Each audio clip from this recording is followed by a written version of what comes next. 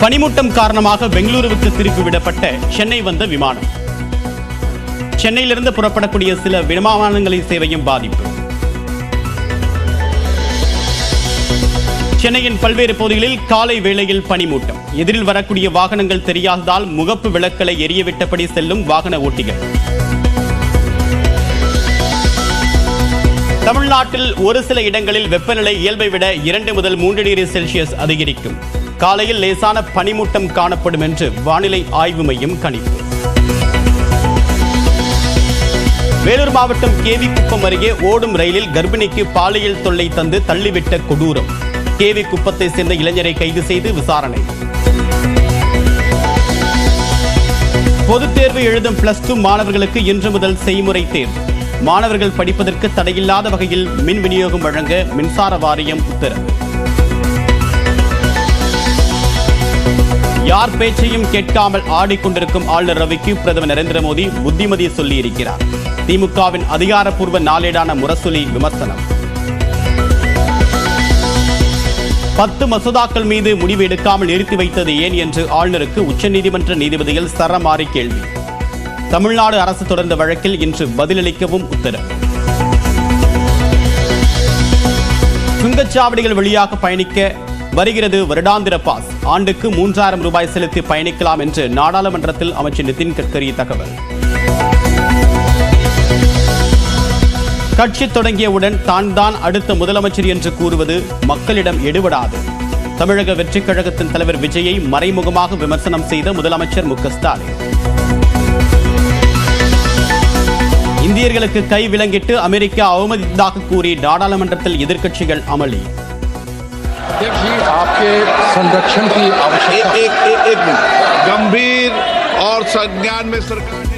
நாடாளுமன்ற வளாகத்திலும் ராகுல் காந்தி தலைமையில் ஆர்ப்பாட்டம்.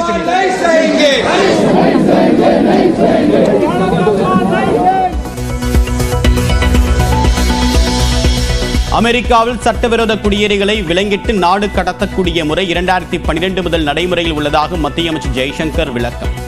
இந்தியர்களை தவறாக நடத்த வேண்டாம் என்று அமெரிக்காவிடம் கூறியிருப்பதாகவும் தகவல். கலவரத்தை தூண்டும் வகையில் பேசியதாக தொடரப்பட்ட வழக்கில் இருந்து சீமானை விடுவிக்க சென்னை உயர்நீதிமன்றம் மறுப்பு.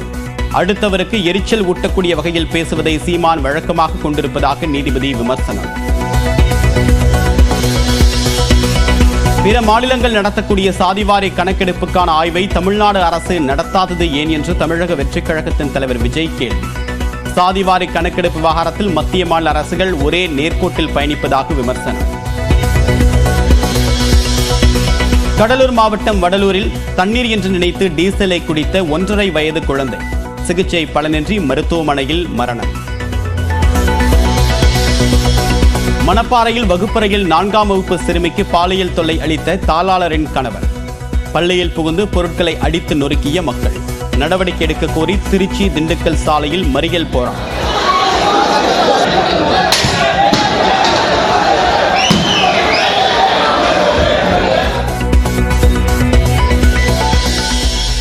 உத்தரப்பிரதேசில் ஊருக்குள் புகுந்த சிறுத்தையை விரட்டிய மக்கள்.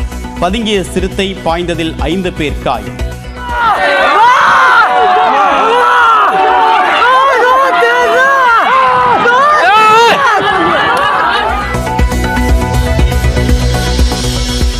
பிரேசிலில் பள்ளிகளில் மாணவர்கள் செல்போன்கள் பயன்படுத்த தடை. லாக்கர்களில் போன்களை வைத்துவிட்டு வகுப்பறைக்கு செல்லும் மாணவர்கள். இங்கிலாந்து அணிக்கு எதிரான முதல் ஒருநாள் போட்டியில் 4 விக்கெட்டுகள் வித்தியாசத்தில் இந்திய அணி வெற்றி. 87 ரன்களை குவித்த சுப்மன் கில் ஆட்ட நாயகனாக தேர்வு. சென்னை உள்ளிட்ட தமிழ்நாட்டின் பல்வேறு பகுதிகளில் காலை வேளையில் பனிமூட்டமாக இருந்ததால் பொதுமக்களின் இயல்பு வாழ்க்கை பாதிக்கப்பட்டது. தமிழ்நாடு, புதுவை, காரைக்கால் பகுதிகளில் காலை வேளையில் பொதுவாக பனிமூட்டம் காணப்படும் என்று சென்னை வானிலை ஆய்வு மையம் தெரிவித்திருந்தது. அந்த வகையில் சென்னையில் இன்று காலை முதலே கடும் பனிமூட்டம் நிலவியது. சென்னை மற்றும் அதன் சுற்று வட்டார பகுதிகளான கிண்டி, தேனாம்பேட்டை, எழும்பூர், சைதாப்பேட்டை, அடையாறு, மயிலாப்பூர், மந்தைவெளி, அண்ணா சாலை, மெரினா, கடற்கரை, காமராஜர் சாலை உள்ளிட்ட பகுதிகளில் சாலையில் தெரியாத அளவிற்கு பனிமூட்டம் இருந்தது. இதனால் முகப்பு விளக்குகளை எரியவிட்டபடி வாகன ஓட்டிகள் பயணித்தனர். பனிமூட்டத்தால் சென்னை விமான நிலையத்திலும் விமானங்களின் சேவை பாதிக்கப்பட்டது. மும்பையிலிருந்து சென்னை வந்த ஆகாசா ஏர் விமானம் பெங்களூருவுக்கு திருப்பி விடப்பட்டது. கோலாலம்பூரிலிருந்து சென்னை வரக்கூடிய ஏர் இந்தியன் எக்ஸ்பிரஸ் வழக்கத்தை விட அரை மணி நேரம் தாமதமாகவே வந்தது. அது மட்டுமின்றி கொழும்பு, துபாய், டெல்லி செல்லக்கூடிய விமானங்களும் 20 நிமிடங்கள் தாமதமாகவே புறப்பட்டன.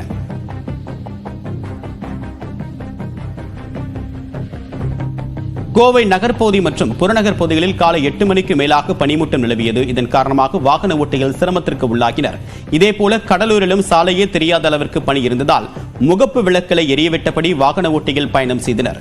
புதுச்சேரியின் பாகூர், திருக்கனூர், வில்லியனூர், கிருமாம்பாக்கம், ஏம்பலம், கன்னியக்கோவில் போன்ற கிராமப்புறங்களில் கடும் பனிமூட்டம் காணப்பட்டது. குறிப்பாக வயல்வெளிகளில் மேல் முத்துக்கள் போல் பனித்துளிகள் இருந்தது கண்களுக்கு விருந்தளித்தது. கரூரில் சோளத்தட்டுகள் மீது படர்ந்திருந்த பனியால் விவசாய பணிகள் பாதிக்கப்பட்டன. ஈரப்பதத்துடன் இருக்கக்கூடிய சோளத்தட்டுகளில் இருந்து கொட்டக்கூடிய சோளத்தை காத்திருந்து கொக்குகள் தூக்கிச் சென்றன. கட்சி தொடங்கிய உடனே தான் முதலமைச்சர் என்று கூறுவது எல்லாம் மக்களிடம் எடுபடாது என்று தமிழக வெற்றிக் கழகத்தின் தலைவர் விஜயை முதலமைச்சர் மு.க. ஸ்டாலின் மறைமுகமாக விமர்சித்துள்ளார்.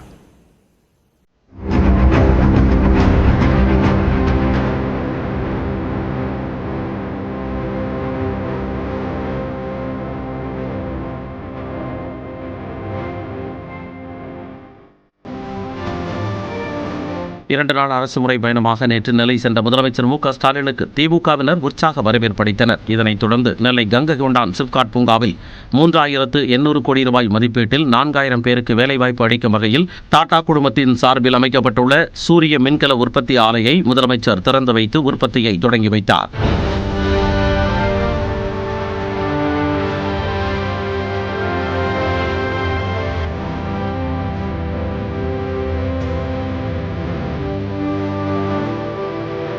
ஆலையை பார்வையிட்ட முதலமைச்சர் முதல் சோலார் பேனலில் வாழ்த்துக்கள் என எழுதி கையெழுத்திட்டார். இந்த நிகழ்ச்சியில் பாஜக சட்டமன்ற உறுப்பினர் நயினார் நாகேந்திரன் முதலமைச்சருக்கு பொன்னாடை போர்த்தி கௌரவித்தார்.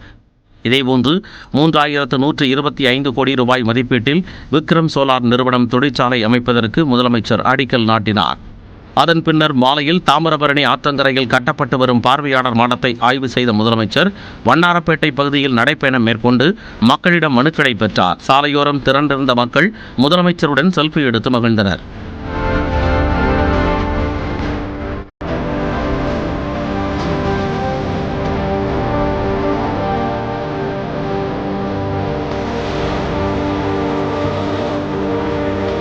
சுமார் 3 கிலோமீட்டர் தூரத்திற்கு சாலையில் நடந்து சென்றபோது பொதுமக்களை சந்தித்த முதலமைச்சர் முருகன்குறிச்சியில் உள்ள மனவளர்ச்சி குன்றியோர் பள்ளி மாணவ மாணவிகளோடு கலந்துரையாடினார்.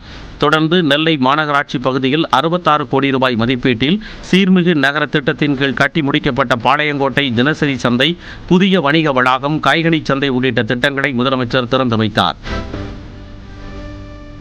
நெல்லையப்பர் கோவில் அருகே உள்ள இருட்டுக்கடை அல்வா கடைக்கு சென்ற முதலமைச்சர் அல்வாவை ருசித்தார்.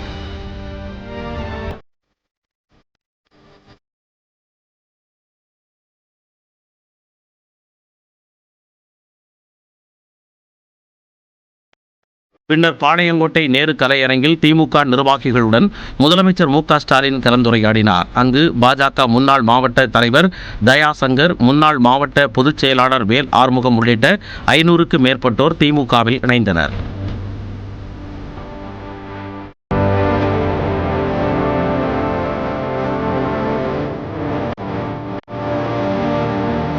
இந்த நிகழ்ச்சியில் பேசிய முதலமைச்சர் மாற்றுக் கட்சியினர் திமுகவில் இணைந்து வருவது மகிழ்ச்சி அளிப்பதாக கூறினார். அன்னைக்கு சில பேர் கட்சி தொடங்குற போதே நாங்கள் தான் ஆட்சிக்கு வரப்போகிறோம், அடுத்து நான் தான் முதலமைச்சர் சொல்லிக் கொண்டு தொடங்கக்கூடியவெல்லாம் பார்க்கிறோம்.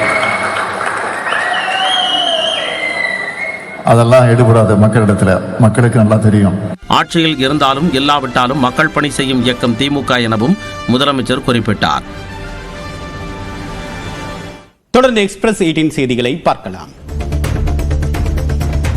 கொடைக்கானல் சாலையில் யானைகள் வலம் வருவதால் வாகன ஓட்டிகள் அச்சமடைந்துள்ளனர். பூம்பாறை மன்னவனூர் மலைச்சாலையில் அதிகாலை வேளையில் குட்டியுடன் யானைகள் சர்வசாதாரணமாக வலம் வந்த வண்ணம் உள்ளன. இதனால் வாகன ஓட்டிகள் வாகனங்களை இயக்க முடியாமல் தவித்து வருகின்றனர். அசம்பாவிதம் ஏற்படும் முன்பாக யானைகளை அடர்ந்த வனப்பகுதிக்குள் விரட்ட வேண்டும் என்று வனத்துறையினருக்கு கோரிக்கை விடுத்துள்ளனர்.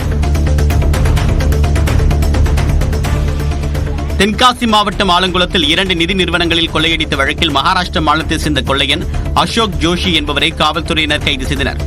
ஹைடெக் உபகரணங்களான செல்போன் ஜாமர் கருவி, ஹைட்ராலிக் கட்டர் மற்றும் இனோவா காரில் வந்து கொள்ளையடித்தது விசாரணையில் தெரிய வந்துள்ளது. இவர் மீது 2021ஆம் ஆண்டு கேரள மாநிலம் பாலக்கோட்டில் 3 கோடி ரூபாய் மதிப்பிலான தங்க நகைகள் கொள்ளையடித்த வழக்கும் நிலுவையில் இருப்பது தெரிய வந்துள்ளது. ஈரோடு மாவட்டம் பெருந்துறை அருகே தனியார் கல்லூரியில் படைப்பாற்றல் கண்காட்சி நடைபெற்றது. மருத்துவம், அறிவியல், பொறியியல் சார்ந்து பள்ளி மற்றும் கல்லூரி மாணவர்களின் நூற்றுக்கணக்கான படைப்புகள் இதில் இடம்பெற்றன. கண்காட்சியில் இடம்பெற்ற படைப்புகளை மாணவ மாணவிகள் ஆர்வத்துடன் கண்டு ரசித்தனர். குறிப்பாக ஸ்மார்ட் சக்கர நாற்காலி, ஸ்மார்ட் இரும்பு பெட்டி, தானியங்கி வாகனம், எடை குறைவான மின் வாகனம் போன்ற பல்வேறு கண்டுபிடிப்புகள் வெகுவாக கவர்ந்தன. ஓய்வூதிய முறை தொடர்பாக தமிழ்நாடு தலைமை செயலக பணியாளர்கள் இன்று கருப்பு பட்டை அணிந்து பணியாற்றுவார்கள் என்று அறிவிக்கப்பட்டுள்ளது. தமிழ்நாடு அரசு புதிய ஓய்வூதிய முறை குறித்து பரிந்துரை அளிக்க அதிகாரிகள் குழு அமைத்ததற்கு எதிர்ப்பு தெரிவிக்கக்கூடிய விதமாக இந்த முடிவு எடுக்கப்பட்டுள்ளது. இந்த குழுவை முதலமைச்சர் உடனடியாக கலைக்க வேண்டும் என்றும் பழைய ஓய்வூதிய திட்டத்தை நடைமுறைப்படுத்த அறிவிப்பு வெளியிட வேண்டும் என்றும் வலியுறுத்தியுள்ளனர். தலைமை செயலக பணியாளர்கள் அனைவரும் கருப்பு பட்டை அணிந்து பணியாற்ற தமிழ்நாடு தலைமை செயலக சங்கம் கேட்டுக் கொண்டுள்ளது. வாழ்வில் எவ்வளவு தடைகள் வந்தாலும் அதனை எதிர்கொள்ள வேண்டும் என்று மாணவர்களுக்கு இஸ்ரோ விஞ்ஞானி பிரபு அறிவுறுத்தியுள்ளார். கோவை அரசு கலை மற்றும் அறிவியல் கல்லூரியில் நடைபெற்ற கலந்துரையாடல் நிகழ்ச்சிக்கு பிறகு செய்தியாளர்களிடம் பேசிய அவர் தொழில்நுட்பம் குறித்து அப்டேட்டாக இருக்க வேண்டும் என்று வலியுறுத்தினார். முதல் டிகிரியோடு இல்லாமல் இன்னொரு டிகிரி அடிஷ்னலாக படித்து அடுத்த லெவலுக்கு போகணுங்கிறது மெயினான விஷயத்தை நான் சொல்ல வந்தேன். தேனி மாவட்டத்தில் கோடை காலங்களில் வனப்பகுதிகளில் ஏற்படக்கூடிய காட்டுத்தீ பரவலை தடுப்பது தொடர்பாக மக்களிடம் விழிப்புணர்வு ஏற்படுத்தப்பட்டது. குரங்கணி மலை கிராமத்தில் நடைபெற்ற நிகழ்வில் தீத்தடுப்பு கோடுகள் மற்றும் காட்டுத்தீ பரவலை தடுக்க ட்ரோன் கேமரா மூலமாக கண்காணிக்கக்கூடிய முறை, வனத்துறையினர் மேற்கொள்ளக்கூடிய நடவடிக்கைகள் குறித்து எடுத்துரைக்கப்பட்டது.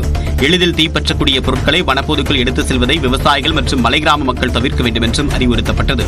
கோடை காலங்களில் காய்ந்த பொருட்களுக்கு தீ வைப்பதை தவிர்க்க வேண்டும் என்றும் விழிப்புணர்வு ஏற்படுத்தப்பட்டது.